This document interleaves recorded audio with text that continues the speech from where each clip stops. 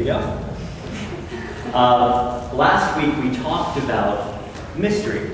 We talked about how it is at the very heart of human experience that at some point you will come face to face with mystery, the sense that there's something more to existence than what you get through your senses or what appears to be the case.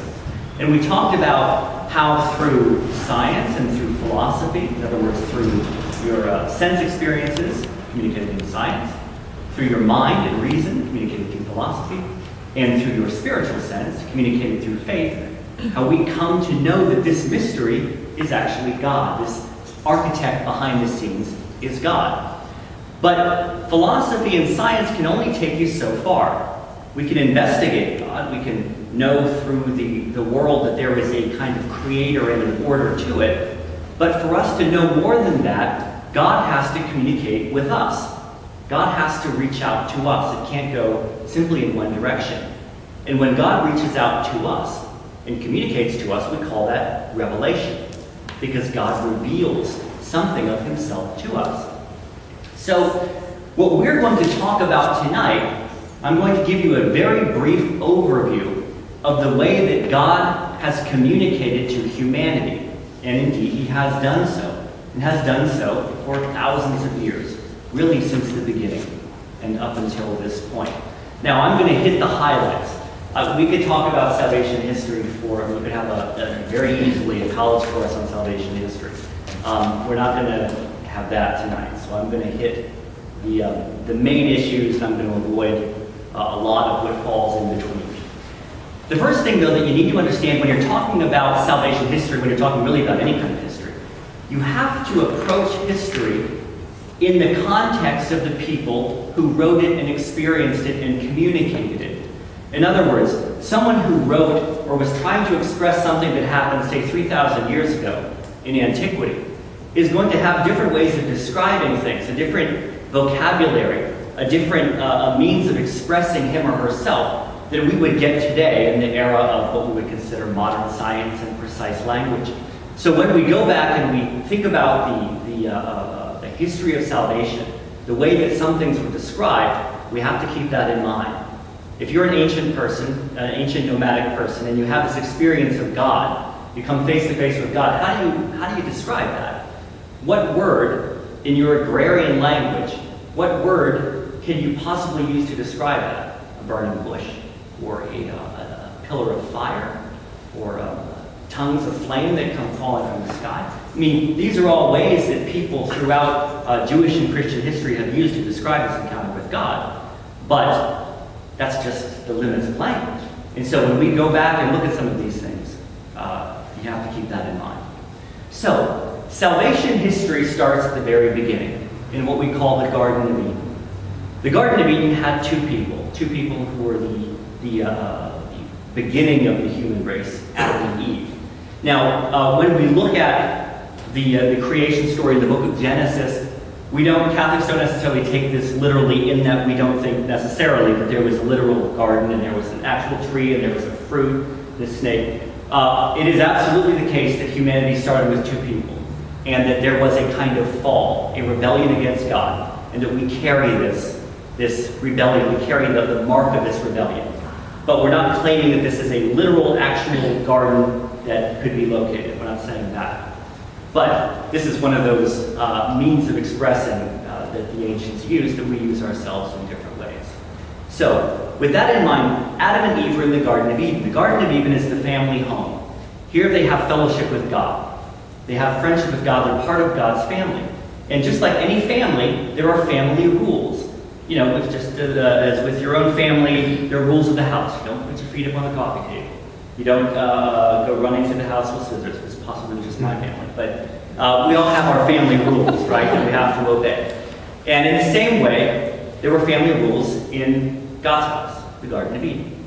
And actually, there was really only one rule, and it was that you are not to eat from the tree of the knowledge of good and evil. There were two main trees at the center of this garden. There was the tree of life. That's how Adam and Eve stayed alive. This is the source of their life is the tree of life. And they had access to that because they lived in the garden. And then the other tree was the tree of the knowledge of good and evil. And this was the the ability, the capacity to have knowledge like God, and judge what was good and evil. And the implication there is if you know what's good and evil, if you know what's the right thing to do and what's the wrong thing to do, then you actually have the freedom to choose the wrong thing. So it's really the capacity to sin is what this tree of the knowledge of good and evil represents here. And so Adam and Eve were tricked, but willingly ate from this tree, and they were kicked out of the family house. They were kicked out of the Garden of Eden, so they no longer had access to the tree of life. They no longer had access to that, and they were no longer part of God's family. This is very important. With members of your family, you and your siblings are presumably heirs of your parents. When your parents pass away, you will inherit whatever it is that they have.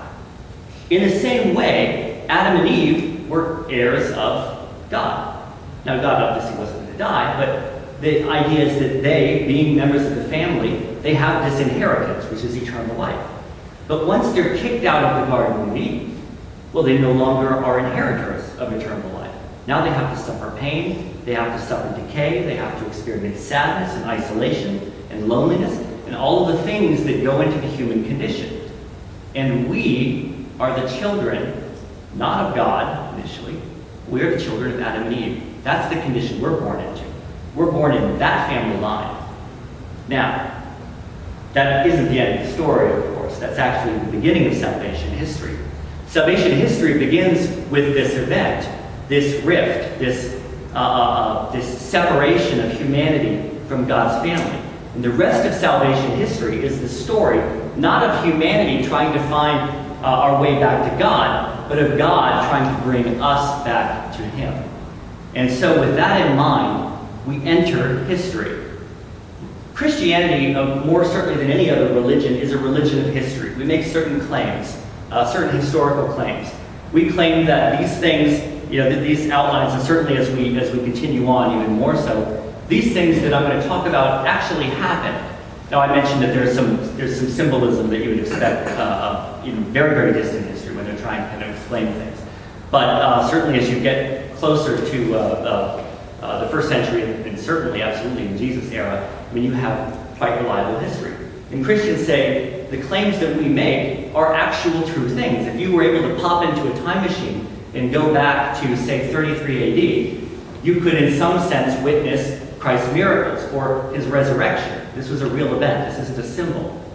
Same thing with some of the other aspects of Christian history, salvation history. So with that in mind, Christian history or salvation history starts off with Adam and Eve. It's a couple, a man and a woman, a husband and a wife. So we have this marriage.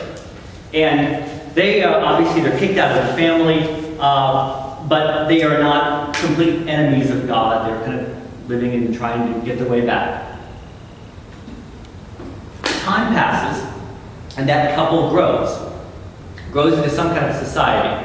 But it grows into something even more. It grows into a family. This is around the time of Noah. Noah was a man who lived in ancient Mesopotamia. Mesopotamia is means the land between two rivers. It's a section of modern-day Iraq. It falls between the Tigris and the Euphrates River. It's kind of the cradle of civilization. Back at that time, it was very, very fertile. Nowadays, after thousands and thousands of years of having the water flood through and then drain out, it's left a lot of salt in that area, so it's no longer nearly as fertile as it was. People look at Iraq and they think that's the Fertile Crescent right there. Well, no, not exactly. It's not the way it was. But back then, this was a very fertile area. And because it was cut off from everything else, it was kind of the world that these people knew. It was this first civilization. And it was highly polytheistic. They worshipped all kinds of different gods. They had all kinds of different unfortunate practices. But there was a family there led by a man named Noah. And Noah had a relationship with this God who we're talking about here.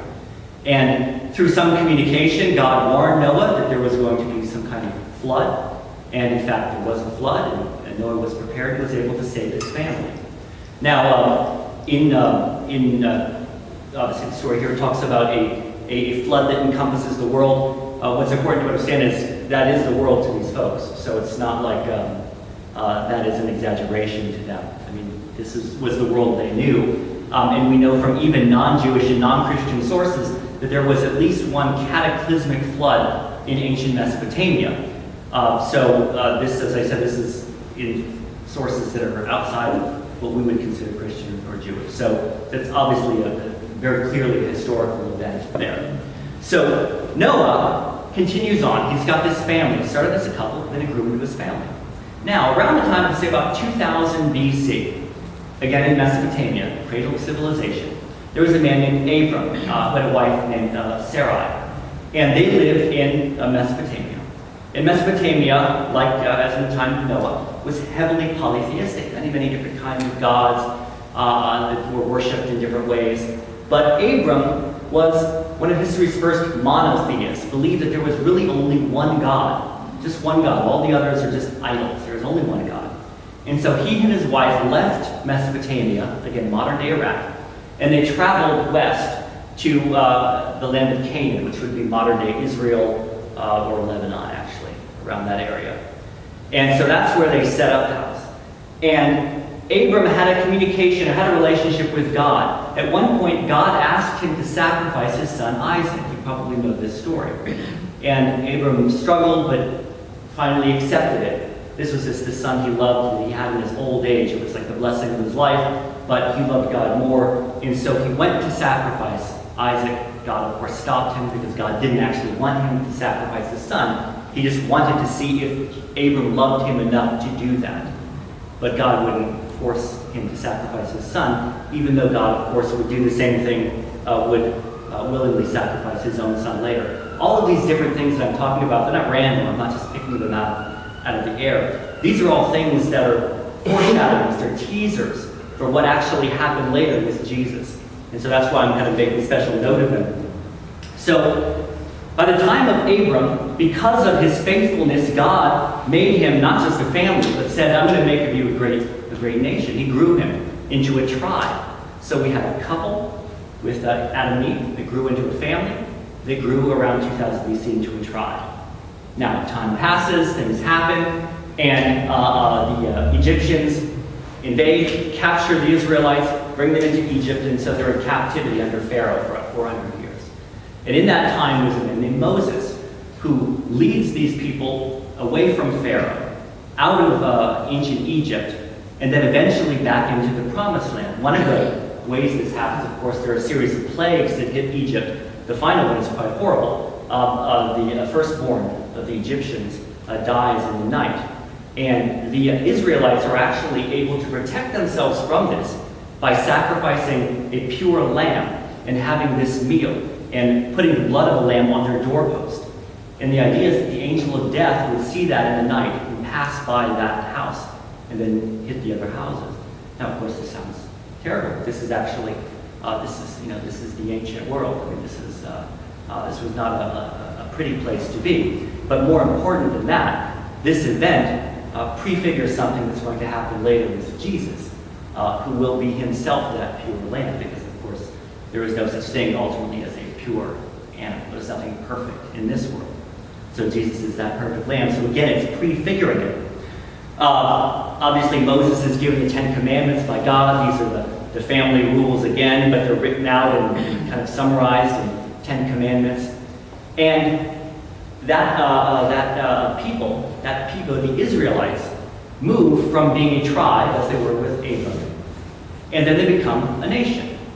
So we've got a couple, to a family, to a tribe, and then a nation, the nation of Israel. And then the nation of Israel is finally led into the Promised Land, Canaan, by Moses' successor, Joshua. And so now they have the Promised Land. They finally have a home. They've been a nomadic people up to now. They've been traveling around, they've been here and there, they were able to settle there for a period of time, invaders, etc., but now they have a home. About 600 years later, they had even more than that. They had a kingdom. That people thrived and it grew into a kingdom. And we have King David, very famous. King David was a great, although deeply flawed king.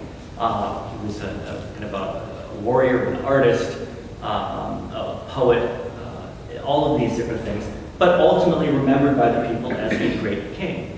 And so the time of David, you had this couple, which grew to a family, which grew to a tribe, then a nation, became this immense kingdom. Still quite ethnic, but an immense kingdom. That was kind of the high point of Israelite history. They had a great king, again, deeply flawed, but nevertheless remembered as a great king. They had a land, they had later a temple, they had seemingly everything that they could want. But that's when things kind of fell apart. The kingdom split, there was a series of invaders, the Assyrians came in, they were not fun, believe me, the Assyrians were not fun. The Babylonians invaded after that. Then the Persians came in, conquered the Babylonians, and actually freed the Israelites. And then you have, in the 4th century BC, Alexander the Great, who was a Macedonian. He swept in, conquered the Persians, and then when he died, left behind a series of little mini empires. And then in 63 BC, in the 1st century, the Romans finally conquered this region, and it became a Roman province. And that leads into the 1st century, when Jesus was born. Jesus, of course, is the culmination of everything that this has been leading up to. And in Jesus' life, you see where all of these other things kind of teased or prefigured. It's almost like watching a movie trailer where things are foreshadowed. For example, the tree of life that was the source of life in the Garden of Eden becomes the cross. Our life comes from the cross.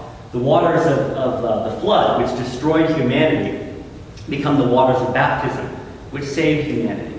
The sacrifice of Isaac, this Abraham sacrificing his own son, stopped by God, but nevertheless willing to do it, that becomes the sacrifice of God the Father, of his own son, Jesus. All of these things that happened before are fulfilled in perfection in Jesus. Jesus is a priest. Jesus was a king. He was all of these different things. And Jesus, of course, was himself that sacrificial lamb that was sacrificed at Passover, or prefigured in the Passover sacrifice.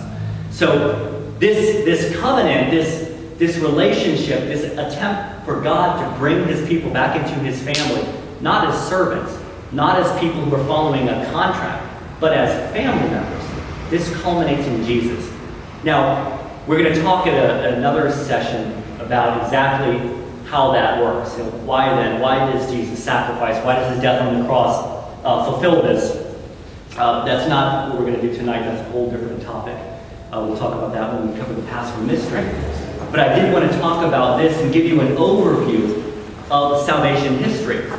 When Jesus finally took this group that had been a couple, had been a family, you can remember this by the end of the night, had been a family, had been a tribe, and a nation, and then a kingdom. He took this and he turned it into its final form, and that is a church. He turned this into a church. Church comes from the Greek word ecclesia, which means that which is called out, those who are called out. And the idea is that we no longer have a kingdom which is bounded by a border. It has enemies and things like that, and is generally regional, or you have something in common, some ethnicity or tradition, certainly some kind of a pseudo-nationality. Well, we no longer have that with the church. We now have people who are called out from every corner of the world, no matter what their background, no matter what their race, no matter what their tradition or their habits. They're called out from the world to be part of this global family. And of course, if you've been in the Catholic Church, and I encourage you that if you haven't, do start attending Mass, you'll see that the Catholic Church is very much that global church. It's very much that universal church, because the Catholic means universal in politics. So this is the final form of it, and that's what Jesus inaugurated. Now, before I close that, I want to spend a few minutes addressing a question that often comes up, or an objection that also often comes up, and you may have wondered it yourself, and it's a perfectly reasonable one. And it's this. You'll hear, if God exists, and God sent Jesus, if Jesus was God, and God really wanted to communicate with humanity, he wouldn't have chosen first century Palestine, this backwater in the Roman Empire, 2,000 years ago, before TV cameras. If he really wanted to do it, he would have put him right down in New York City in Times Square. Everyone's got a phone on their camera, or everyone's got a camera on their phone. He could be doing his miracles that could be up on YouTube in like an hour. And so why not now? You're right, if there is a God and he really is kind of communicating to us, it just doesn't make sense that it would have happened back there in Roman Palestine. Well, if you actually look into the history of Roman Palestine, you actually discover that it was a unique time and place in history. And that if God really did want to create this world religion, to communicate in a way that would explode across the planet, that was the perfect time and place to do so. And in fact, there is no other time, and there has been no other time, when that would be possible. Let me explain. The location. Palestine is located at the intersection of three great continents. You have Asia, you have Africa, and you have Europe. So it's right there at the center. It's also on the edge of the Mediterranean. In the ancient world, the Mediterranean was the highway. It was like a highway of trade. It was bustling in a way that it's no longer bustling today. There were always ships going back and forth all around the Mediterranean. It connected the Middle East with Africa, with Europe, and all around the edges, and of course led out into the Atlantic. So it was this bustling highway at the intersection of these three continents. It was also smack dab in the middle of two great empires, which kind of ruled their own sphere. The Roman Empire on the west, and the Persian Empire to the right. So something that explodes there can spread out into both empires. So the location was perfect. The climate was also perfect, oddly enough. Now, Christianity is a religion of the book. I mean, it's a religion. We have scriptures. We have the Bible. The Bible, there were no hard drives. Dropbox did not exist in the first century. And so for anything to be preserved, it had to be either recopied or it had to be in some way permanent in the method of recording. Right? It had to last, in other words. Well, the problem is the paper that they had available to them was parchment. It was made out of vegetable matter. And so if you took parchment or vellum, which was a little bit better, vellum is made out of animal skin. If you took that into a moist climate, like you would find in Asia or sub-Saharan Africa or Europe or most of the Americas, well, you've got a moist climate. That wouldn't last a century. I mean, you would be lucky to have something last a century. That's why you don't have any, you don't run across a book out in the middle of a field in France that's from 1500s. I mean, it's quite a find if you do something like that. It's some kind of weird thing where it was in some airtight capsule that broke. There's a big story about it. Not the case here. In Palestine, you have this dry, hot climate where things can last for thousands of years. In fact, interestingly enough, we have fragments from, I want to say, the Gospel of Matthew from the first century, and we've got sections of the Bible that date back all the way to the first century, and then, of course, in succeeding centuries. So the climate was perfect to preserve the kinds of scriptures that we have. The time was also perfect. The time, the first century. The first century AD was the very beginning of the Roman Empire. The Roman Empire had been a republic for 500 years. And then Julius Caesar came, kind of threw a wrench into that, was assassinated, but then his adopted son, Caesar Augustus, Octavian came, and he's the one who really founded the Roman Empire. And the Roman Empire then exploded from that point. And at the end of Caesar Augustus' life, that was when Jesus was born. His successor, Tiberius, his son-in-law, or his, adopted stepson, came into power. And the Roman Empire started to expand. And so Christianity appeared right there, right at that point when it was exploding, and was able to ride the momentum out into the rest of the world. Because, of course, the Roman Empire was all over the place. I mean, it went from Britannia, which was kind of a scary, foggy backwoods, Great Britain, all the way down to Egypt, and then up again to the Black Sea area, and then down to kind of modern-day Morocco. I mean, it was all over. It's encompassed all of these different cultures, all of these different groups and ethnicities, and so Christianity was able to spread through that. It was also very interesting because you have in the first century a period of time where history, like written history, is starting to change. You no longer have this kind of mythological history of life. If you ever read, if you have any interest in ancient history, you've probably heard of Herodotus. Herodotus, kind of known as the father of history, he wrote a great Greek history, a lot of Greek history, actually. A lot of what we know about Greek history we know from Herodotus. But Herodotus also thought that there were all kinds of like monsters and animals, and he mixes in his history with all these mythological things.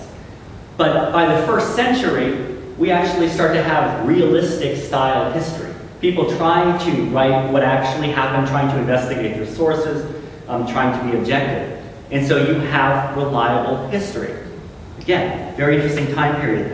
And then there are 2 other things that people forget. 2 other aspects of the opportunity that were unique to this period of time. You had the Roman road system that let people travel with ease. At no point in the ancient world did you have a road system that was like what the Romans had. Now the Romans had a purpose for it to help their armies move quickly, to defend their empire and also to invade. It also helped their mail system. There's a joke that the Roman mail system is more efficient than the modern Italian mail system. And the sad thing is that that's actually true. I remember reading some article, probably now, it was at least over 5 years ago, but there was some journalist, he was a Western journalist, he was I think a British journalist working at a desk for like the Financial Times or something in Rome, and he decided, he was like in the 3rd floor, and so he mailed a letter to the office in the 2nd floor, and it took like 2 weeks to get it. The Romans could get a letter from one side of their empire to the other in that time. That's how efficient they were. So it was very easy for the religion to spread out because they had this infrastructure to do so. The other thing they had is what's known as the Pax Romana, the Roman peace. The Roman Empire was immense, and they didn't create the empire through hugs and kisses. Obviously, they created it through warfare. And there was a German, Tacitus writes about this German tribesman who says the Romans create a wasteland and call it peace. They destroy and destroy and destroy, and they say, peace. Well, that's the side of someone who's been conquered by the Romans, of course. It's true. There's truth to it, but there's also the fact that there was peace. You don't have these warring factions inside of the Roman Empire, and because you had peace, you had stability. People could live their lives. They could farm. They could start to learn different skills. They could start to communicate with one another. They didn't have to fear that every day they would be invaded by some crazy Germanic tribesman or something. There was peace. And because there was peace, there was the opportunity for culture, and there was the opportunity for spreading the faith. Again, very unique. Now, what makes this different than, say, today, where everyone's got a camera phone, and you've got YouTube? Well, imagine, in the ancient world, it was like an entertainment. If someone a teacher came to town and stood in the town center and spoke, everyone came out and they listened, they would debate, they would have discussions, because there wasn't a whole lot to do. That's just the reality of it. Nowadays, we've got all of these different distractions, and so we don't have that opportunity. If Jesus appeared today in Times Square, surrounded by people with iPhones, and recording his miracles, well, that would be great. That'd go up on YouTube. Maybe they'd get, maybe they'd get a few 100,000 hits.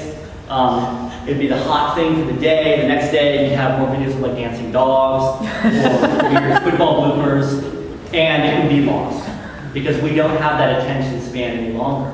And so that kind of thing wouldn't make a real impact today in the way that it would back then.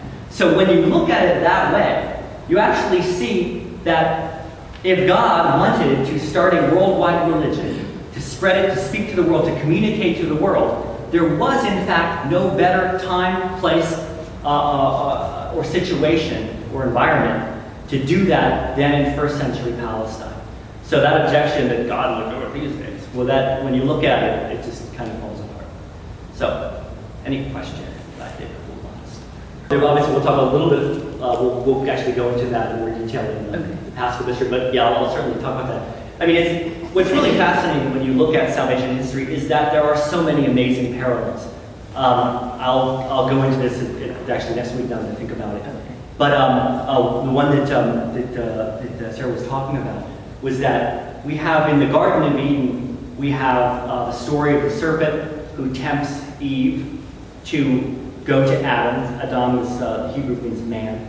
So go to Adam and convince him to kind of rebel against God, to eat of the fruit, the knowledge of good and evil, and rebel against God.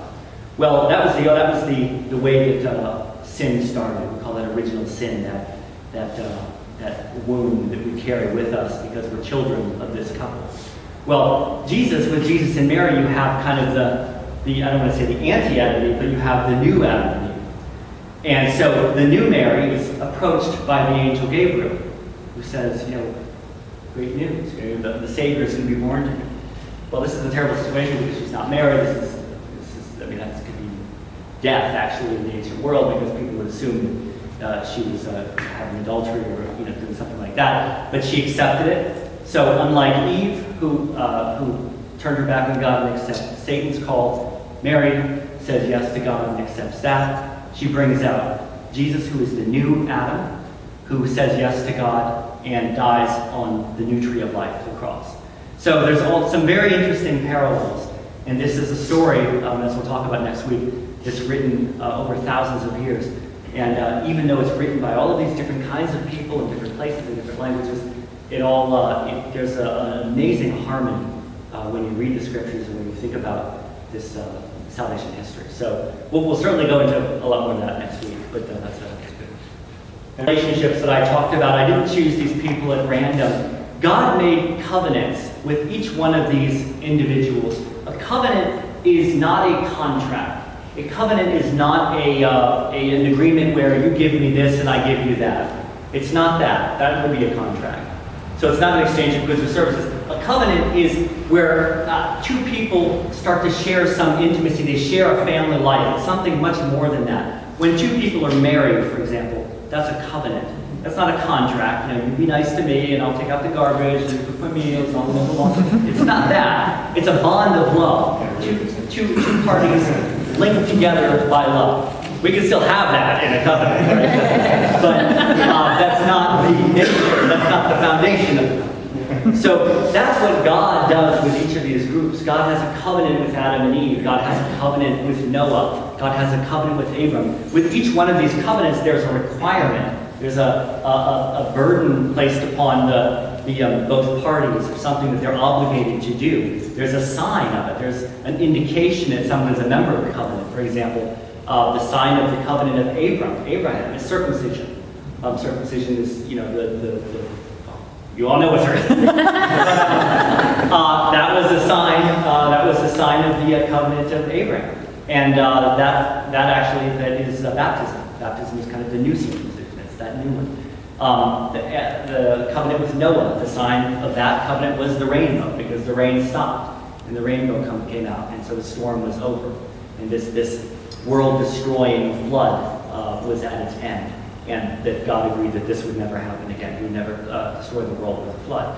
So these covenants occurred in all of these different eras, but then culminate in this new covenant, this final covenant with Jesus, where all of the other covenants are perfected and found in some way. And it's kind of, when we talked last week about how Christians don't believe that the world is an illusion. There's some religions. They encounter mystery, they encounter the sense that there's more to the world than what we're seeing, and so they assume, they make the connection, or they make the assumption then that means that the world must be an illusion, that I'm just seeing something that's not really here. Well, Christians don't believe that. We believe in the technical term is actually, we are philosophical realists. We believe that we encounter the real world, but that we don't encounter all of the real world, that there's something more significant to it than what we are encountering. And I explained it in the way that a novel makes a kind of logical sense to the characters in it. There's a narrative, there's a structure. If you're a character in the novel, there's a history before, there's a history after. You kind of understand your motivations. But that's not all there is. The character can't see the logic, the symbols behind this larger thing. They can't see what represents what, like in Moby Dick. It's not really about a whale. These things represent other things. Now, obviously, we're not characters in the book, in that we have freedom, we have free will, and all this. We're not robots. Our actions are not predetermined by God. But when I say we're characters, I mean that we exist in a real world. We're really encountering it, but there's something more to it. And so that's the Catholic view of reality. So I meandered all the way over there. You're doing a good job. Anything else?